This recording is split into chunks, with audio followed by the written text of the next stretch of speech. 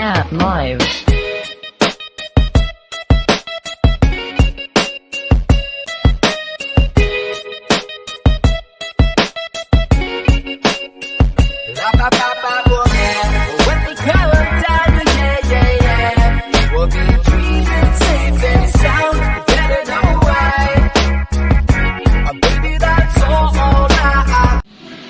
Assalamualaikum warahmatullahi wabarakatuh. Perkenalkan diri, nama saya Tasya Faradila, STM 1821024141, jurusan Hukum Tata Negara, Fakultas Syariah. Di sini saya akan menjelaskan materi gugatan, gugatan, tuntutan hak, isi, kompetensi, dan kumulasi atau penggabungan gugatan dari mata kuliah Hukum Acara Perdata dan Peradilan. Yang pertama, tuntutan hak. Persoalan yang dihadapi seseorang yang diajukan ke pengadilan perdata dalam bentuk tuntutan hak ada dua macam, yaitu yang pertama, persoalan yang mengandung konflik. Yang kedua, persoalan yang tidak mengandung konflik. Terus selanjutnya itu tuntutan hak. Itu tertuang dalam pasal 142 ayat 1 RBG atau pasal 118 ayat 1 HIR. Disebut juga dengan tuntutan atau gugatan perdata, bertujuan untuk memperoleh perlindungan hak yang diberikan oleh pengadilan untuk mencegah matching atau main hakim sendiri. Tuntutan hak harus mempunyai kepentingan yang cukup.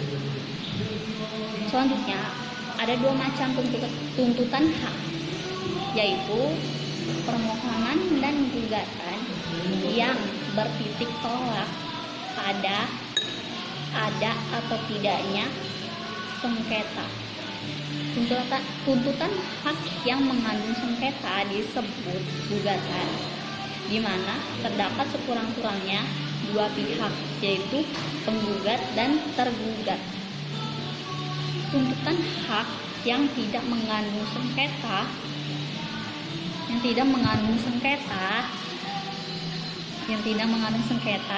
disebut permohonan, di mana hanya ada satu pihak saja, yaitu pemohon. Selanjutnya, isi gugatan. Bentuk gugatan adalah surat. Oleh karenanya, harus memenuhi syarat sebagai surat seperti tempat dan tanggal gugatan itu dibuat. Nah, format gugatan itu dibuat dengan buka kurung EG titik buka kurung E titik G sama dengan Denpasar, 10 Maret 2015. Tujuannya kepada siapa atau kemana gugatan itu ditujukan. Formatnya E titik G sama dengan kepada yang terhormat Bapak Ketua Pengadilan Negeri Denpasar di Denpasar. Selanjutnya, isi dari gugatan itu sendiri ditutup dengan mencantumkan siapa yang membuat atau mengirim gugatan atau kuasanya dan ditandatangani. Ditinjau dari isi gugatan. Pasal 8 RQ menentukan bahwa gugatan memuat yang pertama, identitas para pihak, kedua, posita atau fundamentum petendi, middelen van eis, dan yang ketiga, petitum, yaitu tuntutan atau onderwerp van den es met en.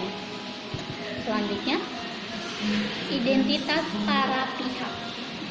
Di dalam perkara perdata, biasanya terdiri dari dua pihak, yaitu pihak penggugat dan pihak tergugat.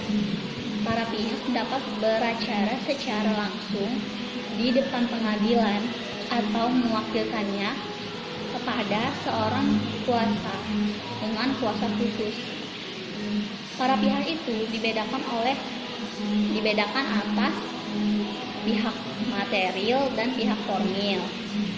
Selanjutnya, pihak material adalah pihak yang berkepentingan secara langsung atau penggugat dan tergugat. Pihak formil yaitu pihak yang secara formil tampil dan beracara di depan pengadilan, yaitu pihaknya penggugat, tergugat, dan kuasa hukum. Selanjutnya, identitas para pihak adalah jati diri atau ciri-ciri masing-masing pihak, baik penggugat maupun tergugat, terutama nama, alamat, atau tempat tinggal, atau domisili, atau kedudukan. Di samping itu, untuk menambah kelengkapan dan kejelasannya, biasanya dicantumkan pula umur, pekerjaan, status perkawinan. Untuk perkara tertentu perlu pula dicantumkan agama, seperti dalam perkara perceraian. Selanjutnya, posita.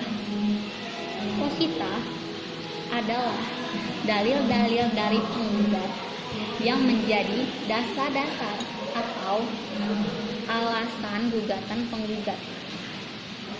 Posita ini memuat dua hal pokok dalam uraiannya, yaitu yang pertama, dasar-dasar atau alasan-alasan yang menguraikan mengenal hukumnya, yaitu memuat hubungan hukum antara penggugat dengan tergugat. Selanjutnya itu petitum.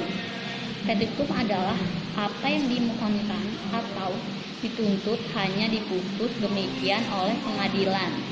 Dalam putusan pengadilan, petitum ini dapat mendapatkan jawaban dalam amar atau diktum putusan pengadilan. Selanjutnya, kompetensi. Dalam hukum acara dikenal dua macam kompetensi atau kewenangan, yaitu yang pertama, kompetensi atau kewenangan absolut. Yang kedua, kompetensi atau kewenangan relatif. Terus selanjutnya uraiannya, kompetensi absolut adalah kompetensi yang kewenangan badan peradilan memeriksa jenis perkara tertentu secara absolut atau mutlak tidak dapat diperiksa oleh badan peradilan, baik dalam lingkungan peradilan yang sama atau peradilan dalam lingkungan peradilan umum. Selanjutnya itu kompetensi relatif. Kompetensi relatif artinya bahwa sesuatu pengadilan hanya berwenang mengadili perkara yang subjeknya atau objeknya berada pada wilayah pengadilan yang bersangkutan. Misalnya itu antara pengadilan negeri Denpasar dengan pengadilan negeri Gianyar. Jadi kompetensi relatif itu dalam hukum acara perdata adalah untuk menjawab ke pengadilan negeri mana gugatan harus diajukan. Selanjutnya, kumulasi atau penggabungan gugatan. Dalam perkara perdata, sekurang-kurangnya ada dua pihak, yaitu penggugat dan tergugat. Jadi kumulasi itu ada kumulasi subjektif dan kumulasi objektif.